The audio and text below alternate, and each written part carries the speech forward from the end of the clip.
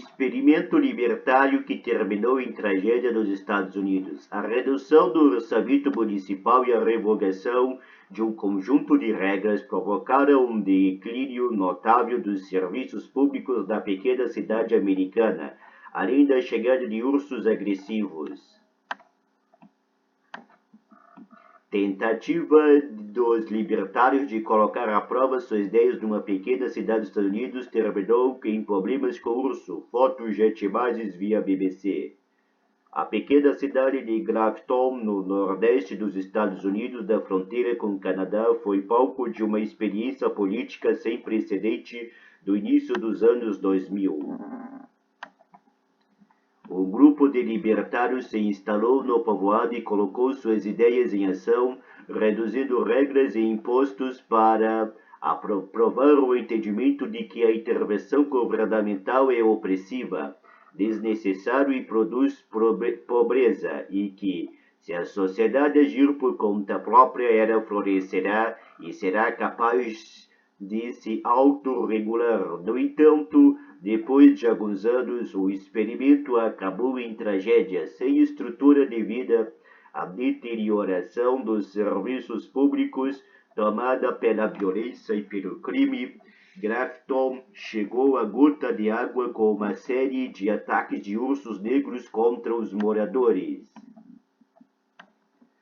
Experimento único. Em 2004, centenas de pessoas se mudaram para Grafton para fundar o que chamaram de Projeto Cidade Livre e demonstrar a viabilidade do libertarianismo, criando uma comunidade utópica, diz o jornalista americano Matthew Ron Goltz Reitling, que em 2020 escreveu o livro A Libertarian Walks into a Bear, O Libertário Encontra um Urso, em tradução livre, no qual conta a história da pequena cidade. O libertarianismo é uma corrente política filosófica que coloca a liberdade individual como um valor político supremo e considera que cada pessoa tem o direito de viver a sua vida e de fazer com que o seu corpo e bens o que julgar apropriado, desde que não interfira no direito de outros fazerem o mesmo, explica o cientista político venezuelano Luis Salamanca.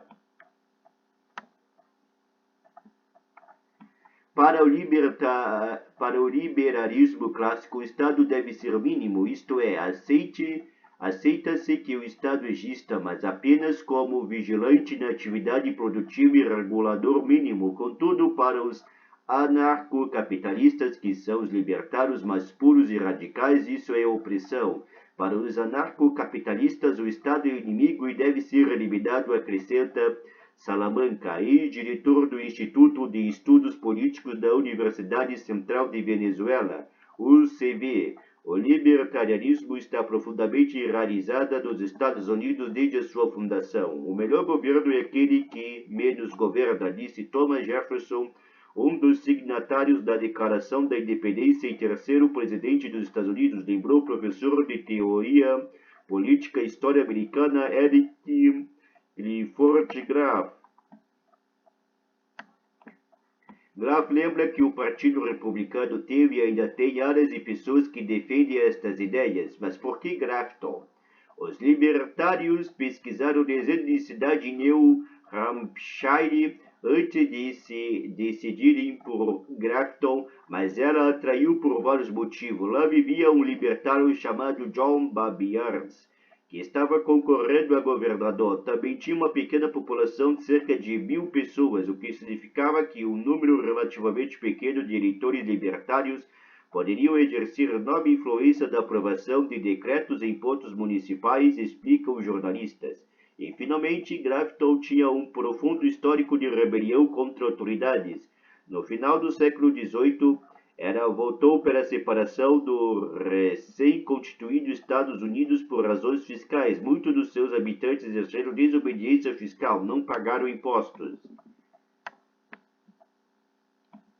Ron Goltz Reitling conta no livro que, em questão de meses, cerca de 200 libertários, a maior parte dos quais se conheceram da internet, mudaram-se para a cidade para iniciar a experiência. Os novos moradores eram, em sua maioria, homens brancos, solteiros e defensores da posse de armas. Porém, do ponto de vista econômico, o perfil dos recém-chegados era o mais variado. Alguns tinham bastante dinheiro, enquanto outros eram pobres e não tinham nada que os ligasse aos seus locais de origem. Este último fator explica por que o número de pessoas vivendo em casas provisórias obtidas da floresta rodeando a cidade aumentou significativamente. Uma invasão não tão silenciosa. Os novos Graftorianos logo começaram a ter sua presença sentida. Eles foram muito ativos e envolvidos no processo político local, o que lhe permitiu impor muitas das ideias à comunidade, lembra Gongoats Retling. Embora eles tenham fracassado na tentativa de retirar a cidade do distrito escolar, a autoridade responsável pela supervisão das escolas ou de declarar a cidade uma zona livre das Nações Unidas, esses moradores vocais convenceram seus vizinhos a cortar 30% do já pequeno orçamento municipal. Porém, a promessa de que o corte resultaria em menos impostos e mais dinheiro do bolso dos moradores acabou não se cumprindo. Por exemplo, em Canaan, uma cidade vizinha, os residentes pagaram em média apenas 70 centavos a mais em impostos do que o de Grafton e tinham ruas e estradas pavimentadas e iluminadas. Enquanto isso, em 2011, as estradas de Grafton estavam cheias de buracos, a iluminação pública e a coleta de lixo quase desapareceram. A biblioteca pública teve que reduzir o seu horário para apenas 3 horas por dia e a vigilância policial diminuiu, porque a polícia tinha recursos para pagar uma agente em tempo integral.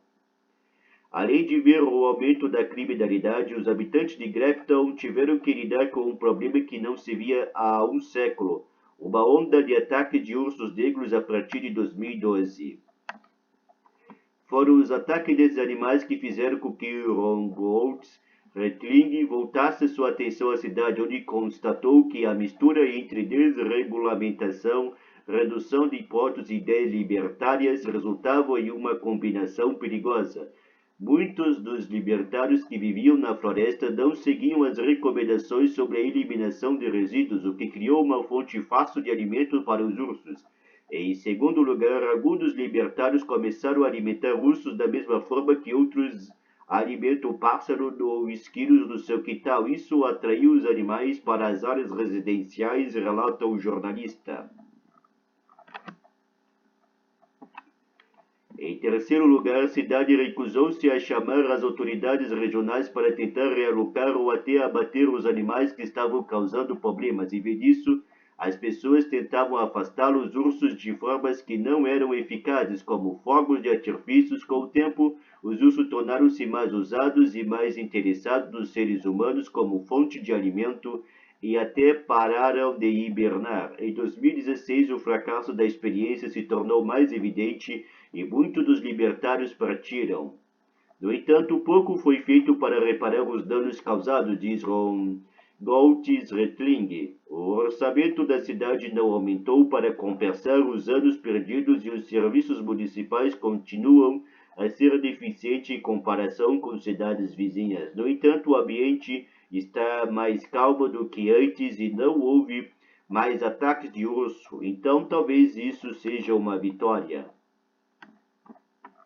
Mas como o grupo de recém-chegados conseguiu controlar quase totalmente uma cidade e desmantelá-lo sem que ninguém tomasse providências, os libertários agiram dentro do Estado de Direito, portanto não havia razão para as autoridades estaduais ou federais intervirem, respondeu o jornalista. O fiasco de Grafton foi em parte o resultado de um processo democrático justo, no qual outros residentes não se organizaram de forma tão eficaz como os libertários. Para mim, os libertários têm responsabilidade moral, mas não legal, pelo que aconteceu às pessoas que foram atacadas por ursos.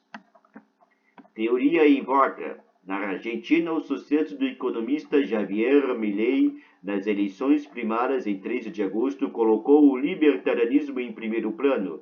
Considero o Estado inimigo, declarou o polêmico candidato que, segundo pesquisas, tem as maiores chances de vencer as eleições em outubro. Milei se declarou libertário e anarcocapitalista. Ele prometeu que vencer as eleições dinamitará o Banco Central, reduzirá o número de ministérios e legalizará a posse de armas de fogo.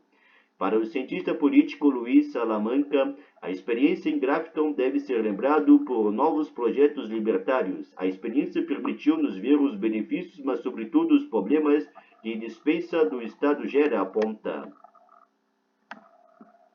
Isso é o exemplo mais patético e mostra que não se pode deixar tudo por conta do mercado. O mercado pode regular os preços, mas há outros aspectos da vida humana que ele não cobre.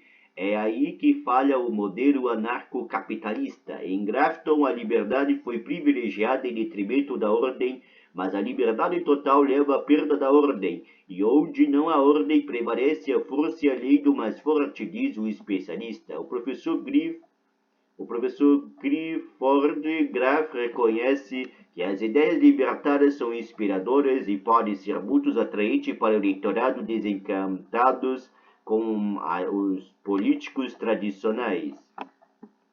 Entretanto, o especialista considera que entregar o poder a defensores desta corrente política é um risco de caos e anarquia, o que pode nos levar de volta à tirania.